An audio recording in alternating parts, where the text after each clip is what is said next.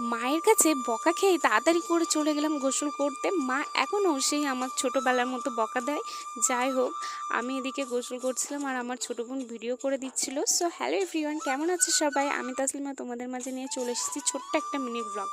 জানো তো, আমার মায়ের বাড়িটা না অনেক সুন্দর লাগে। দেখো কত সুন্দর ভিউ, গাছপালা, সবুজ ধানের ক্ষেত। আচ্ছা, আমি বারবার কেন এই ধানের বীজগুলোকে ঘাস বলি, সবুজ বলে? আজকে না আমি আমার মেজো বোনকে অনেক মিস করছিলাম। ও যদি থাকতো, মানে 3 বোনে এক জায়গায় হলে অনেক বেশি আনন্দ হতো। যাই হোক, ও আসতে পারিনি। তাই বলে কি আর আনন্দ করা যাবে না? আমরা দুজনে মিলে যতটা পেরেছি আনন্দ করছি। আর দেখো, আমার ছোটো বোন ভিডিও করে দিচ্ছে বলে আমার কোনো চিন্তাই নেই। আজ যদি মানে এরকম যদি ও সবসময় আমার কাছে থাকতো, তাহলে তো আমার কোনো টেনশনই থাকতো না।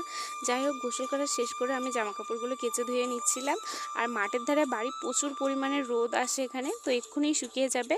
তারপর খাওয়া দাওয়া করে আমরা বাসনগুলো ধুয়ে মেজে নিচ্ছিলাম। আর আমার ছোটো বোনের তো কোনো চিন্তাই নেই। বড় বোন আর মা থাকতে ওর আর তো কোনো কাজ করাই লাগে না। ও সবসময় ফাঁকি মারার তালেই ব্যস্ত থাকে, সব সময় ফোন ঘাঁটবে। আর তারপর শুকনো জামাকাপড়গুলো ভাঁজ করে রাখছিলাম। আর মা গেছে বাইরে একটা দরকারে, আর আমি বলেছিলাম খাবার আনতে। দেখা যাক মা কী খাবার আনে, সেটা পরবর্তী ভিডিওতে শেয়ার করবো। আজকের মতো টাটা।